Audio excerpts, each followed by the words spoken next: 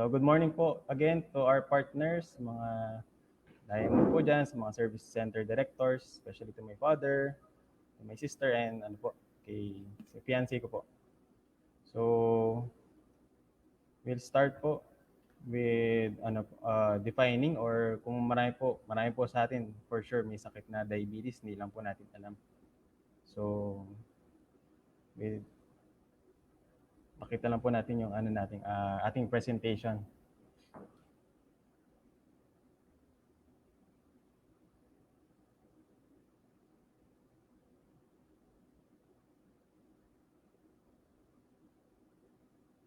So marami po siguro sa atin may sakit po na diabetes, pero actually ang diabetes po ay also known as a silent killer kasi wala po tayong nararamdamang simptomas pero meron po tayong sakit na diabetes. So with this knowledge po sa ating lecture ngayon, sana makatulong po or malaman po natin kung anong mga pwedeng gawin for our health tsaka sa sakit na to.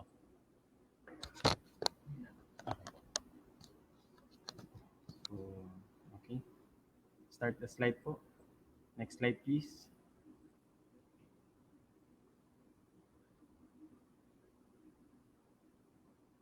So, ito po, bigyan mo na po natin ng paliwanag kung ano po ba talaga ang diabetes, what is diabetes. So, diabetes po is a chronic disease. O ibig sabihin po, ito ay pangmatagalang sakit. So, once na magkaroon po kayo ng diabetes, hindi na po siya basta-basta gumagaling.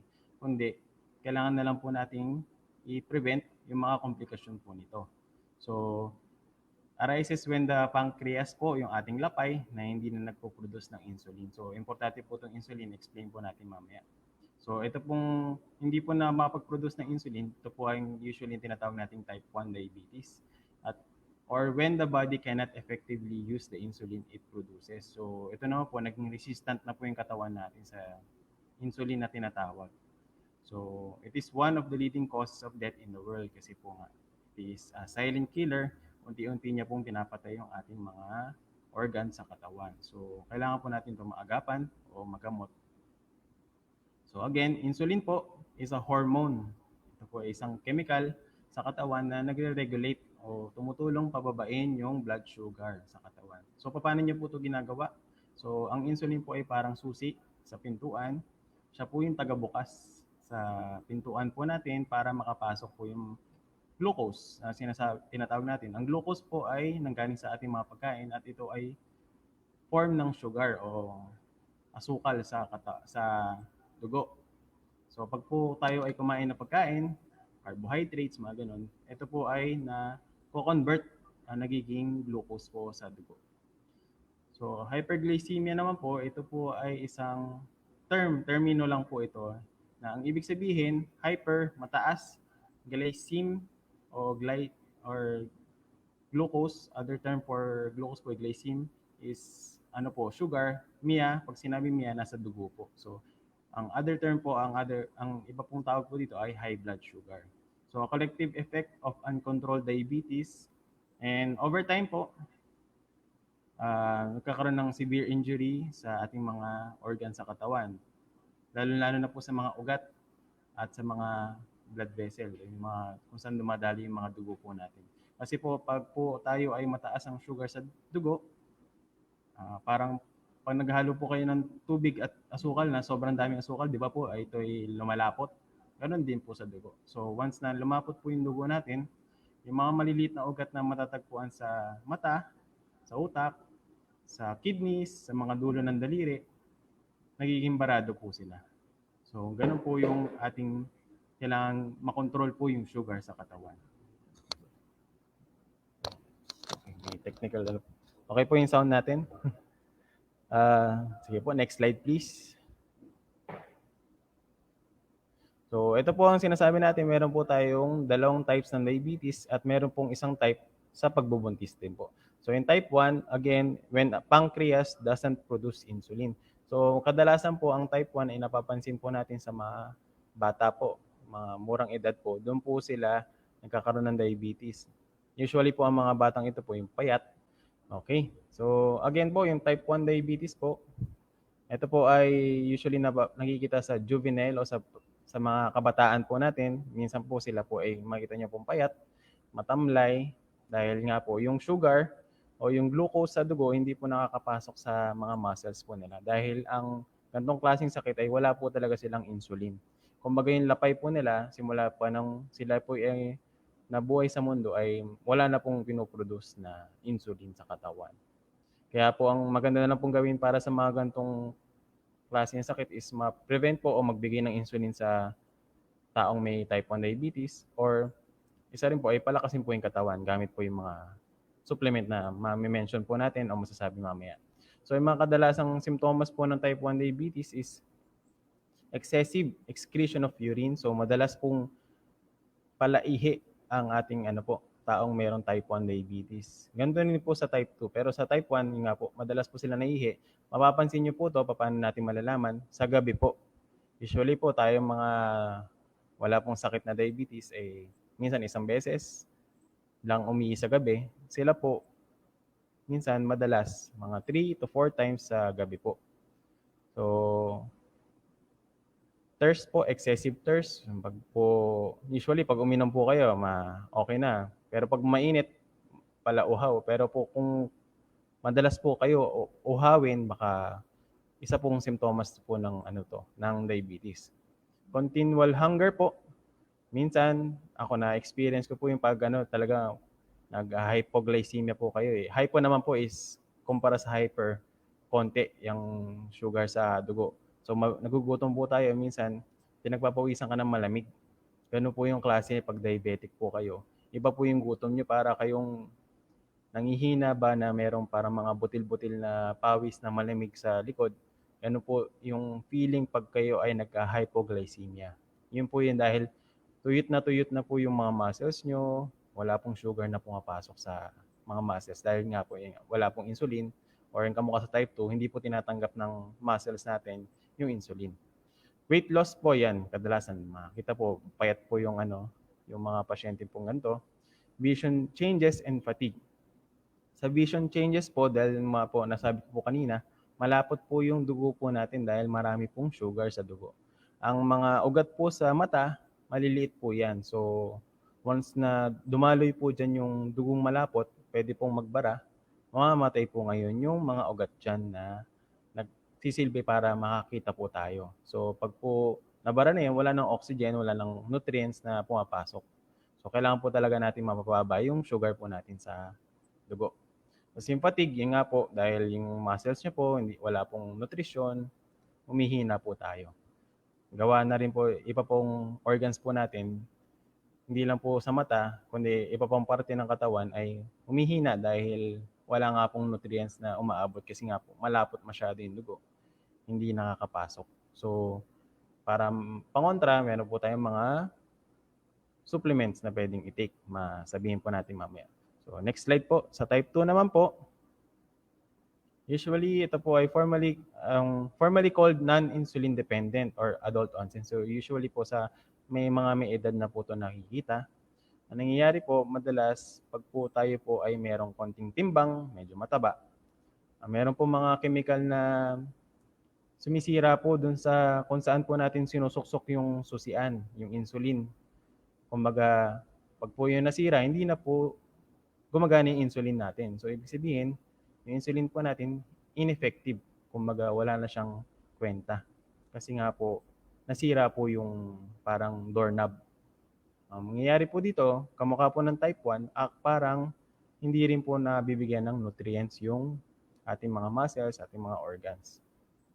So, symptoms, it may be diagnosed several years after onset.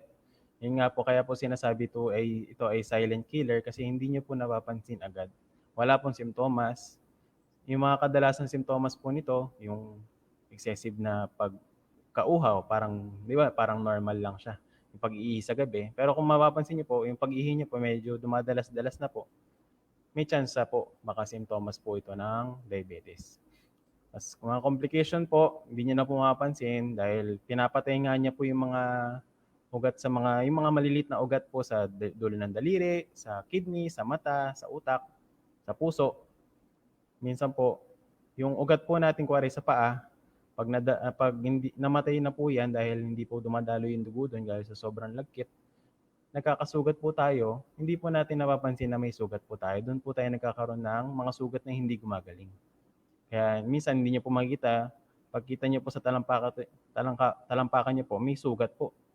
Matagal na po pala yung sugat na yun, nangingitim na. Doon po yung nagkakos ng ano po yung diabetic foot na sinasabi.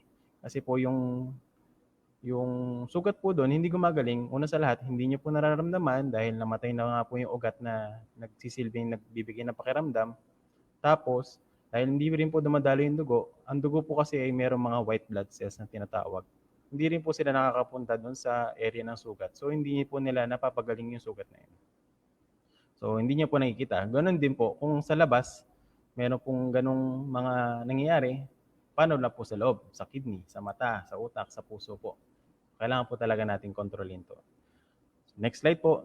Sa ano naman po sa pagbubuntis, pwede rin po may komplikasyon nito. Usually, makikita niyo po itong mga 6 to 7 months sa pagbubuntis, tumataas po yung sugar. So, hyperglycemia with blood glucose values above normal po. So, ang mga posibleng komplikasyon po sa mother, pwede pong, yun nga po, yung pwedeng magbara, yung mga malakit na dugo, hindi po mabigyan ng nutrients ang muscles, ang organs. So, kay baby naman po, pwede naman po lumaki masyado si baby. Yung tinatawag po nating fetal macrosomia. Lumalaki po si baby, nahihirapan po tuloy lumabas kay mother pag na normal. Usually, nasi-CS na po sila dahil masyado po malaki si baby. Tapos po, posible naman po kung nakalabas naman po si baby, pero sobrang diabetic po ng mother, mataas po yung sugar sa katawan, si baby po nagpo-produce ng masyadong maraming insulin. So pag lumabas po siya, tapos may sarili na po siyang wala na siyang pinagkukuhanan ng sugar, minsan makikita niyo po, matamlay po yung baby kasi po masyado po marami yung insulin niya. Kaya kailangan po natin makontrol din po to kahit sa pagbubuntis. So next slide po. So diabetes global infographic. So type 1, type 2 po, gestational. Ito po yung mga usual na types ng diabetes natin na banggit na po natin ulit. Sa type 1, usually sa bata at hindi po nagpo-produce ng kanyang sariling insulin. Type 2 po, naging resistant o hindi na gumagana yung insulin sa mga kumbaga doorknob niya, sa mga receptors na tinatawag. Kaya hindi rin po pumapasok. Tumataas din po yung glucose sa dugo. Gestational naman po dahil sa pagbubuntis, meron po mga ganito. Biglang nagkakaroon na ng ganitong kondisyon. So mga posibleng consequence po ulit, stroke dahil nga po dahil malagkit po yung dugo, nagbabara po yung dugo sa mga maliliit na ugat, hindi po nakakadaloy.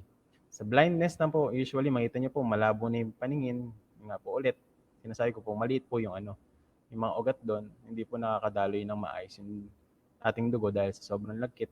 Sa kidney, so makita niyo po yung mga dialysis, sila po yung mga yan. May chance po na naging cause po, naging dahilan po ng pagkasira ng kidney nila o yung kanilang bato ay dahil nga po sa diabetes.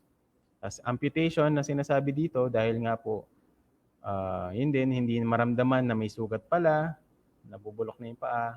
Minsan po nagdudulot po nito, kailangan pong tanggalin na lang po yung paa kasi po una sa lahat masyado nang malala yung yung infection, hindi na po na-check. So sa mga diabetic po natin mga partners diyan, always check niyo po yung paa niyo po.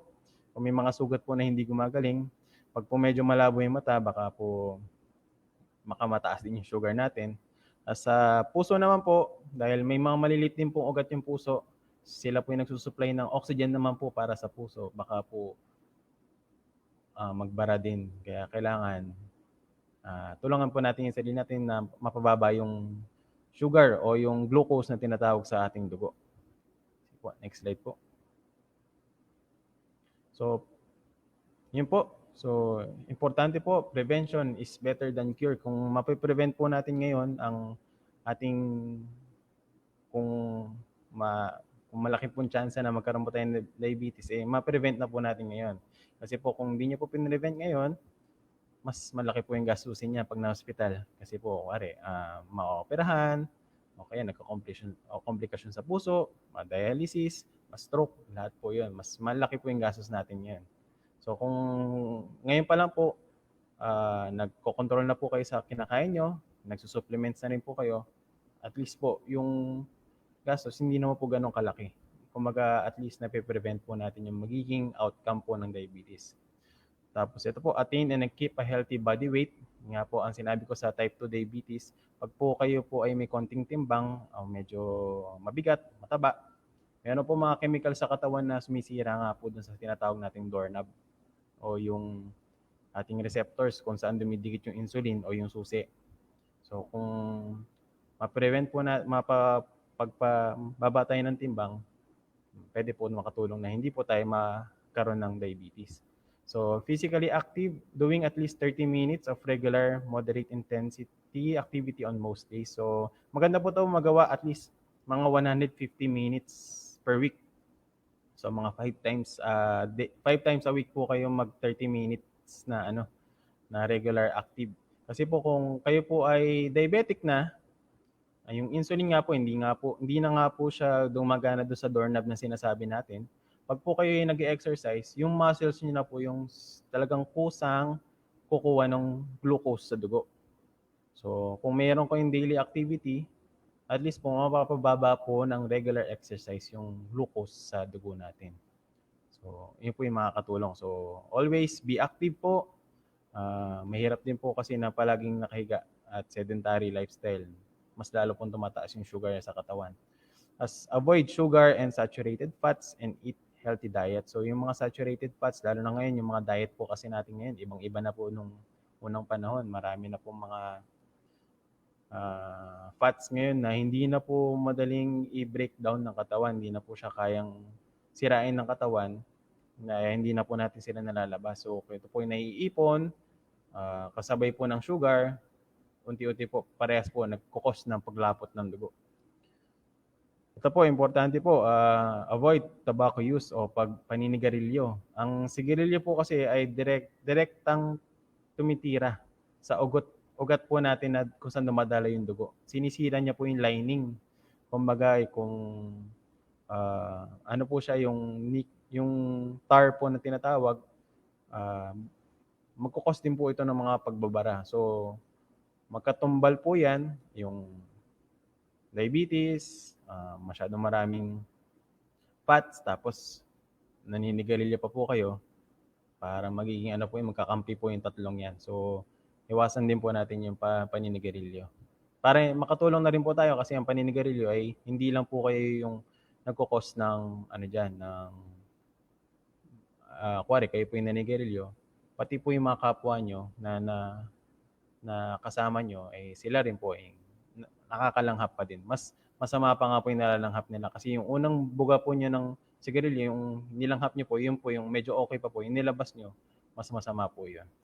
So, tigil po natin yan. Paninigarilyo din, lalo na pag diabetic po kayo at high blood. Next slide po. So, mga komplikasyon, ito po ulit. So, isa-isa natin. Heart disease, yung sinasabi ko, may mga ugat po sa puso na maliliit na pwedeng magbara. Kasama na po yung heart attack. So, sila pong dalawa. Stroke, ganun din po. Babara po siya sa utak. So, minsan, hindi niyo po mapapansin, ngiwi na yung pagsasalita. Hindi po, talaga siya, wala po siyang simptomas agad.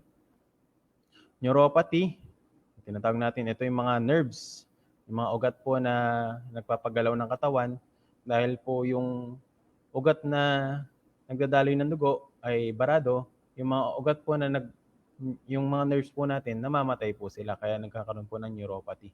Madalas po ito nakikita sa mga dulo, sa mga daliri ng paa. Minsan, hindi nyo na po maramdaman. Natusok po pala kayo, nasugatan, hindi nyo na po nararamdaman yun kasi nga po, namatay na po yung ugat. Nephropathy naman po, ibig sabihin sa kidney.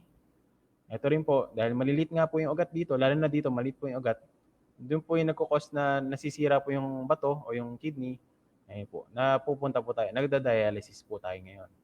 Retinopathy naman po, sa may mata naman po yan, retina.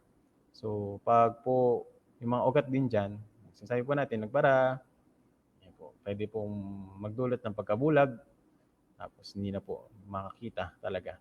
So, hearing loss, ganun din po, meron din po mga malilit na ugat dyan. Foot damage, nga po yung sinasabi ko kanina, dahil wala na po masyadong pakiramdam yung paa pag nasugatan. hindi nyo po alam na nasugatan po pala kayo. Hanggang sa yung infection po, palala ng palala, hanggang sa mapunta na po sa dugo, na kailangan na pong tanggalin yung nagkukos o yung paa na naging diabetic foot. So, skin conditions, dahil nga po hindi po nakaka-receive ng mga nakakakuha ng nutrisyon ng balat, ganun din, meron po mga opportunistic na bacteria o fungal na pwede pong madali pong kumapit. Tapos depression, and then dementia. So mga ano po to, pag po kayo ay hindi po masyadong maganda yung daloy ng dugo sa utak, mababa yung oxygen, pwede po tayong ma-depress o pwede maging makakalimutin o hindi magkaroon po ng mga effect sa utak natin. So malaki po talaga yung sakop ng diabetes na to, kaya kailangan po natin talaga itong ma-prevent o magamot po. Next slide po.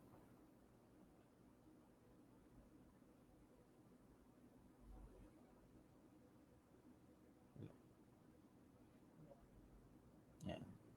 Again, symptoms po o simptomas ng diabetes, increased hunger, na yung sinasabi ko po sa inyo. Hindi po yung usual na gutom lang para po kayong talagang nangihina, nagpapawisan ng malamig. Tapos po, yung gutom nyo po iba talaga, parang nahihilo. So, increased thirst naman po, parang madalas po kayo nauuhaw. Di ba usually, iinom lang kayo. Minsan mainit, kaya naman po yung pag-inom, nauuhaw pa din. Pero ito po, halos araw-araw na po. Tapos weight loss naman po, mas makikita po natin doon sa may timbang, yung mga matataba po natin na pasyente. Pag po tinamaan na po sila ng diabetes, unti-unti na po silang pumapayat. Yung pagpayat po nila medyo mabilis, yung pagpayat. Kasi yung frequent urination o yung pag-ihi sa gabi, madalas po, mga 3 to 4 times, 5 times, madalas po talaga sila naiihi. Blurry vision, yun nga po, lumalabo na yung mata dahil tinatamaan na po yung ugat sa mata. Extreme fatigue, wala pong nutrients yung muscles. Kasi yung sores that do not heal. Ito po yung mga sugat na hindi na gumagaling. Kasi una sa lahat, hindi na nakikita, hindi na nararamdaman, tapos po yung dugo natin hindi po nakakaabot sa sugat. So yung mga white blood cells po natin, yung mga pangontra sa infection, hindi po nakakaabot doon. So yan po yung mga posibleng simptomas ng diabetes po natin. Next slide po.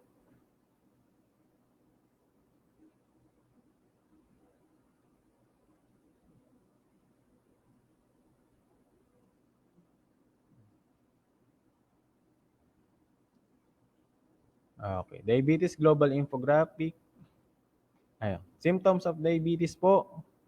Ulit sa kalalakihan, isa pa pong problema pag kayo ay diabetic ay hindi nyo na po mapatayo minsan. So, meron po tayong supplement para dyan. Pero yun nga po, dahil nga hirap na rin po talaga yung mga ugat natin na magpadaloy ng dugo. Ayan po, minsan hirap po tayo magpatayo kay Manoy. So, yun din, mahina yung mga muscles natin dahil wala nga pong sugar sa pumapasok sa walang nutrients na pumapasok sa ating mga muscles. Sa mga kababayan naman po, madalas po sila nagkaka-infection, urinary tract infection dahil malagkit nga po yung Tapos po, yung mga white blood cells po natin hindi po nakakapaglaban ng sakit. Yeast infection dahil nga po opportunistic nga po itong mga gantong klaseng infection. Dry, tas itchy skin dahil nga po hindi na po maabot sa balat mga nutrients na kaya malaki po yung sakop ng diabetes na to. Next slide.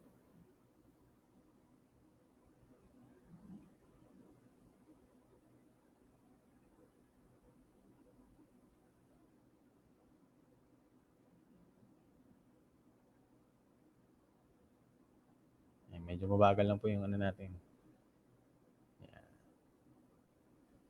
Diabetes global infographic. The number of people with diabetes goes from 108 million in 1980 to 422 million in 2014. So, ano po ba kayang pwedeng posibleng causes o bakit po naging ganito? Dahil nga po yung diet po natin ngayon, minsan nakakalimutan tayo pag mabilis ang kain na lang order na lang sa ganito, order na lang. So maging conscious din po tayo sa kinakain natin. Medyo mahirap po pero kailangan conscious po tayo, conscious effort po natin to lahat. Kahit po yung iba na hindi diabetic, baka po magkaroon ng diabetes dahil sa mga kinakain natin ngayon. Okay po. Next slide.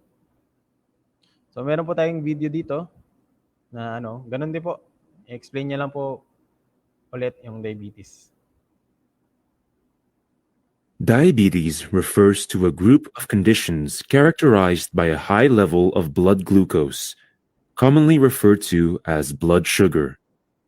Too much sugar in the blood can cause serious, sometimes life-threatening health problems.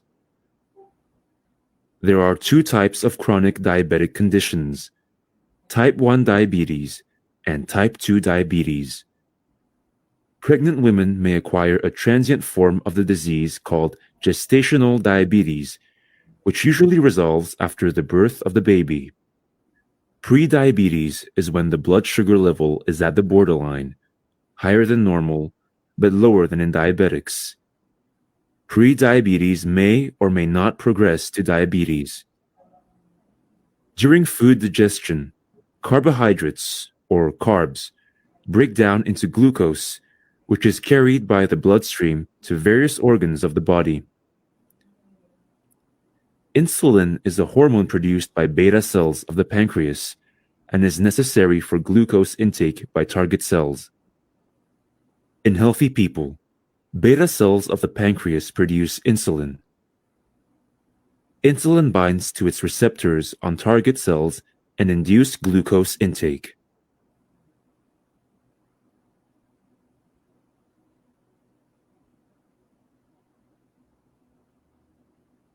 In type 1 diabetes, beta cells of the pancreas are destroyed by the immune system by mistake.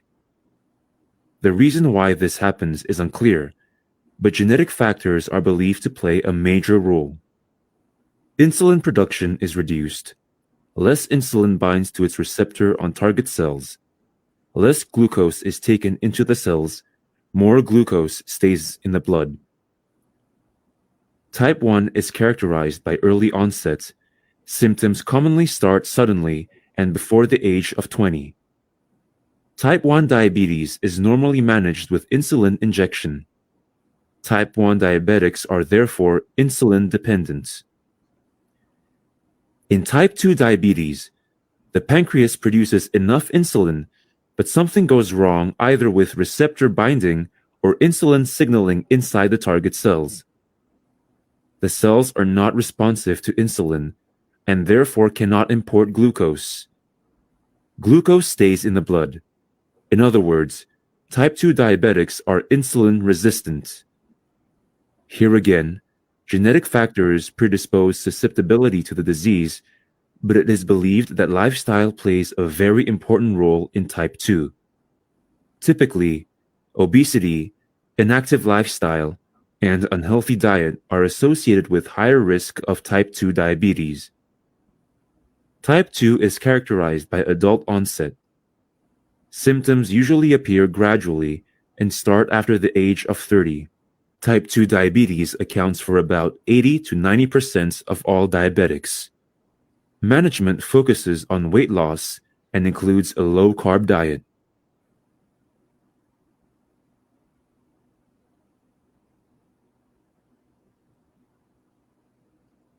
Hello. Good morning again sa partner. So, okay po yung video natin. So, managing and dealing with diabetes illness could be stressful po with ourselves tsaka sa family. Kasi po yung way na kakainin po natin, kailangan po mabago. So, para po magawa po natin yon, kahit yung mga kapamilya nyo po sa bahay, mag-change din po ng kanilang kakainin. Kasi mahirap naman po magluto ng separate na ganito para sa diabetic, tapos sa hindi diabetic ganito. So, anong nangyayari? Isang lutuan na lang. Kaya, stressful po for everyone talaga. Lalo na meron din po dapat nagpo-push sa kanila na maging healthy. So, we may need to put much time and effort to battle this illness. So, in our pursuit for prevention po, DXN po encourages to support with the food supplement products, especially RGGL, spirulina, Androgen, and Black Cumin Plus. So, yung pong mga kinakain po kasi natin, minsan po hindi po natin napapansin yung kinakain natin na hindi po pala sila healthy. So, with our supplements po, ang ginawa, pinagsama-sama na po lahat ng active ingredients o yung mga gamot. Hindi na po sinasabing gamot especially.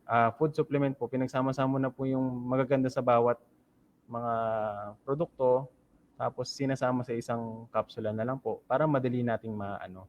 Kasi hindi po natin makakainin lahat. Kasi minsan hindi na po tayo nakakain ng balanced diet sa isang araw. Hindi po natin 'to nagagawa lagi. So kung meron po tayong supplement, siya na po yung tutulong o magdadagdag sa mga kailangan nating ma-take araw-araw po. So next slide po. So Ganoderma lucidum po, enjoy your day with all natural 100% herb content of Ganoderma lucidum o sa ating coffee po, Lingsi Coffee. So in the Philippines po, ito pong Ganoderma, ito po yung kabote, uhong o kolap dot po. So halos yun po, makikita niyo po 400 active elements. Major elements po na makikita ay polysaccharide, organic germanium, adenosine and triterpenoids po. Ito po yung mga katulong po. Dahil kinuha na po sa lahat ng mushroom sa 400 na yan na yung active ingredients, makukuha na nyo na po siya sa isang capsule lang. Imbis na kakain pa po kayo ng madaming mushroom, nandun na po sa capsule natin lahat ng active ingredients. So, a kind of mushroom po to na ginagamit po ng mga Chinese, Japanese, Taiwanese, and Koreans for centuries na po. So, kung dati pa po to hindi po siya effective, edi matagal na po nawala dapat. Pero dahil centuries na po to, matagal na pong tinitake, for sure po meron po itong effect sa atin. So, yung pag-inom po, hindi na po agad-agad. So, usually dapat po, regular po nating tinitake yung mga gantong supplements. Kasi, syempre, hindi yung parang ngayon lang, gamot lang. Dapat po, regular po tayo. So, it can promote longevity, stamina, and health po. Next slide po.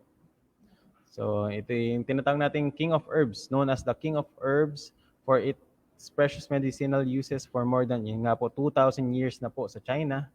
And listed naman po ito sa American Herbal Pharmacopoeia and Therapeutic Compendium. The major elements po ulit, yung polysaccharides, adenosine, triterpenoids. Kahit i-search nyo pa po ito online, makikita nyo po ng mga active ingredients po ito talaga for a healthy living and healthy supplements po. Kind of mushroom, yun po again, used by Chinese. Sige po, next slide. So ano po yung produkto natin? Sa coffee po, meron po tayong Ganoderma lucidum. Pero kung gusto nyo po yung talagang Ganoderma lang po, ito po, makikita po natin ito sa ating RG-NGL. So, regular intake of pairs po, usually magkasama po ito, RG-NGL, kasi ito po ay nag-detoxify, tapos ibabalance niya naman po. So, yung ratio gano po yung nag-detoxify, ito po ay 90-day-old red mushroom. So, it normalizes the entire body functions. Sa Ganocilium naman po, yung GL, 14-day-old mycelium, nagbabalance naman po siya ng ating mga body functions. Thus, improving well-being po. Next slide, please. Next po yung spirulina, yung ating type po ng blue-green algae or cyanobacteria, suitable for children, adults, and senior citizens po. So, meron po tayong mga iba't ibang klase ng forms ito o paano pwedeng itik. Meron po tayong tableta, may kapsula, tapos meron po mga cereal. Next slide po.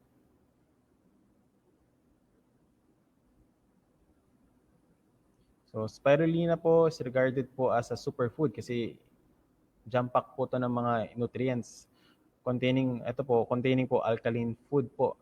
Usually, pag po acidic masyado, hindi po ganun kaganda ka sa katawan. Kung meron din po tayong mga tinitake na pang-alkaline po ng katawan.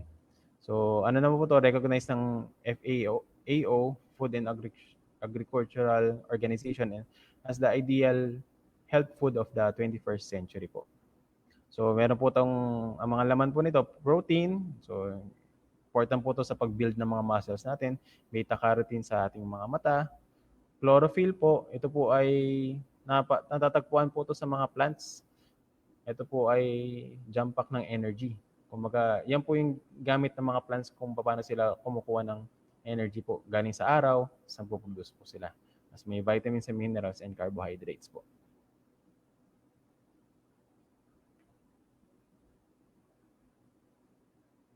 So Androgy, ang ating natural antibiotic, Andrographis paniculata. Androgy contains 100% po pure Andrographis paniculata. So pwede po natin to ma-take para at least panlaban po sa mga infection. Next slide please.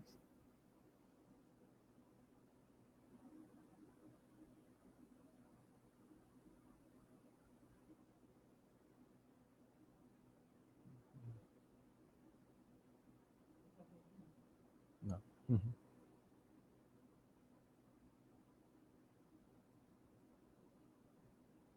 Ating gamot po, ang ating supplemento po ay black cumin seed, attributes to support the body in its own natural healing process.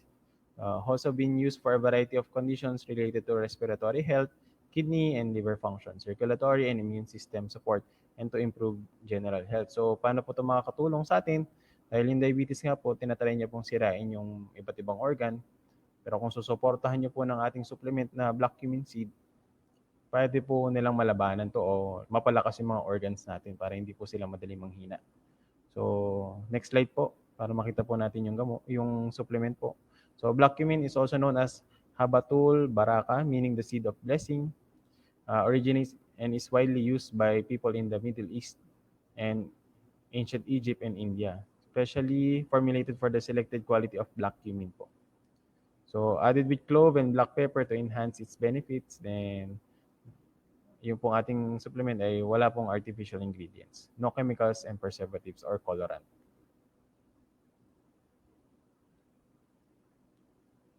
So, it all starts in the mind po. Just keep reminding yourself that you can beat the diabetes illness. As Hippocrates once mentioned, let food be your medicine and medicine your food. So, again, always choose healthy lifestyle and balanced diet. And always, dahil nga po, matagal na po sila napag-aral ng medisina, always follow your doctor's advice po. So, thank you po sa lahat. Good morning again to our partners po.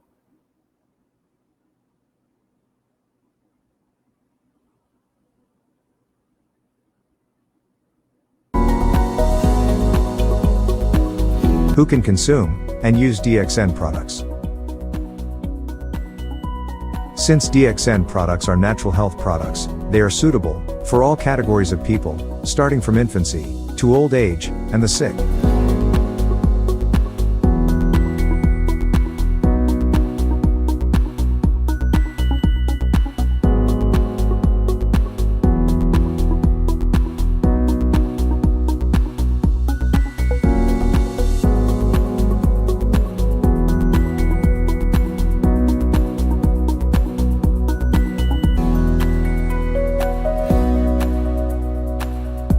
Make sure you find the time and spend some money for your health before it is too late.